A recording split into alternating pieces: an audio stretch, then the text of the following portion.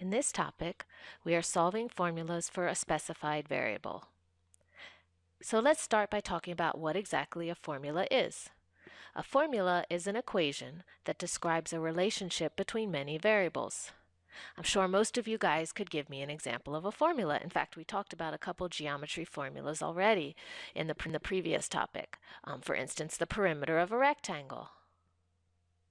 Perimeter is twice the length plus twice the width.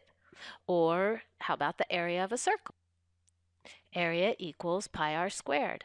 Or maybe the interest formula. You might have encountered this in another kind of math class. Interest equals principal times rate times time. See, in each of these equations, there are relationships between multiple variables. Now, what we're going to do with these formulas is we're actually going to solve them for a specified variable. And what that means is we're going to be given a certain formula, let's say perimeter equals 2 lengths plus 2 widths, and we're going to be told to solve for W, for instance, which means we have to get everything else on one side and isolate the W. So that's kind of what this section's all going to be about. Now, the key to this is using our reverse operations and treating these like equations, where any letter that we're not solving for is going to be like a constant term in our minds.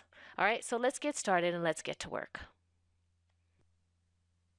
Let's take a look at our first example, example 1. It reads, solve the formula for B. A equals 1/2 times B times H. Now, many of you may recognize this is actually the formula for the area of a triangle, but it doesn't really matter what the formula is for. In this formula, we're going to be asked to solve the formula for B. That means we want to get B by itself. And in order to do that, we're going to have to get rid of the 1/2 and the H that are next to it. So we're going to isolate B. We begin by rewriting our formula. Area equals 1/2 times base times height. And again, what we want to do is we want to isolate the variable B. So I'm going to actually highlight that in a different color just so I know this is the thing that we're solving for and we're trying to get rid of everything else. I'm going to start by getting rid of the 1/2. And how do we get rid of a fraction? Well, from our previous discussions and chapters, what we do is to get rid of the fraction, we multiply both sides by the least common denominator, in this case 2. So that's what I'm going to do. I'm going to multiply both sides by 2. This will give us 2a on the left and 2 times 1/2 times bh on the right. Now, what that's going to allow us to do is cancel the 2's and leaves us with just bh on the right. So we have 2a equals bh.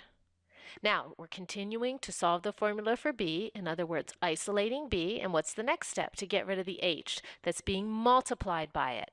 Now, how do you get rid of things that are multiplied next to something else? Well, the opposite or reverse operation of multiplication is division. So what we need to do is divide both sides by H, and that will get rid of the H that's next to the B. So when we divide by H, that's going to give us B equals 2a over H. We have completed our problem. You can look at it this way too. B equals 2a over H, and we have solved our formula for B. Box it, and we're done. Let's move on to example number 2. It reads, solve the formula for H. V equals pi times r squared times H. And for those of you that might be curious, this is actually the formula for the volume of a cylinder. All right, so what is it exactly that we're supposed to do? We're supposed to solve this formula for H. That means we want to get H by itself. Isolate this by removing the pi r squared. So we begin by rewriting our formula. That's what we'll do first. V equals pi times r squared times H. And like last time, I'm going to color in H red, because that's the variable we want to concentrate on isolating. So we're going to move everything else that's next to the red H. So we're going to move the pi r squared. And like last time, because these are all multiplied, pi times r squared times H, we're going to use reverse operations to get rid of the pi r squared. That is, since they're multiplied times the H, we're going to divide both sides by pi r squared, and that will remove the pi r squared from the right side, isolating the h and leaving it by itself. So we're going to divide both sides by pi r squared. Doing so will cancel the pi r squared h from the right, and on the left that gives us v equals v divided by, pi r squared equals the variable that we're solving for, h. And again, you can rewrite it if you want to make it nice and neat. H is equivalent to v divided by pi r squared. We have solved our formula for h. Box it, and we're done. We finished this topic with a third example. Example number 3. It reads, solve the formula for r. M equals C times the quantity 1 plus r.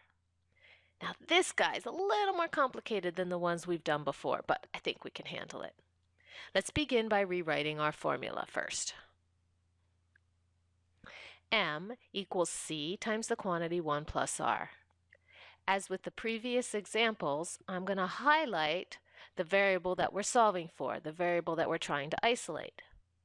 Now, what makes this one a little more complicated than the other ones is the fact that r is actually added to a number contained within a quantity multiplied by the c.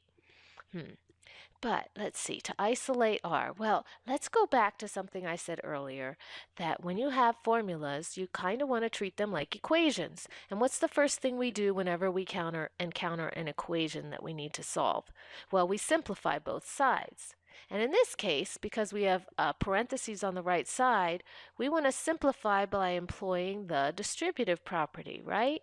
So what we're going to do first is we're going to take that c and we're going to multiply it in. It seems counterintuitive because we're trying to get r by itself, but if we do this, I think you'll follow through and be able to understand the steps. So that's the first thing we're going to do. Multiply both the c times the 1 and times the r. That'll give us the following. M equals C plus C times R. Cool. Now, let me do something at this point, because it might be a little difficult now for you to see what you're going to do to get the R by itself. If you see and know how to do it, go ahead and do it on your own. But for those that might need a little bit of help, let's take a following example. Let's compare the following two equations. Suppose I had 13 equals 7 plus 2r. Let's just say I had that. 13 equals 7 plus 2r. And I'll highlight that r. Do you see the similarities between these two equations? This guy has 3 letters, m, c, and c. This guy has 3 numbers, 13, 7, and 2, but the r is in the same place. Now, we can solve this. If we're trying to solve for r, what's the first thing that we do? Well, we use reverse operations, and we're going to get rid of the 7, right? Because we're going to subtract both sides by 7. In a similar fashion, the first thing that we want to do over here is we want to get rid of the c. To get rid of the c, we're going to subtract it from both sides. So let's do that. Subtracting c from both sides gives us m minus c on the left. The c over here, c minus c, is going to give us 0, and it leaves us with cr. So on the left, we're going to have an m minus c equals cr. And again, we're going to highlight the r with red because we're continuing to isolate this. Well, the last step now that we've done this little trick here to help us out, the last thing is obvious. We need to get the r by itself. To do that, we need to get rid of the c that's being multiplied by it. The reverse operation of multiplication is division, which means we're going to divide the right side by c so that it cancels out. And we're going to divide the left side by c, because whatever you do to the right, you do to the left. That's going to give us m minus c divided by c equals r. We have solved our formula for r. I'll rewrite to make it nice and neat. R equals m minus c divided by c. The formula has now been solved for r. This ends our topic on solving formulas for specified variables.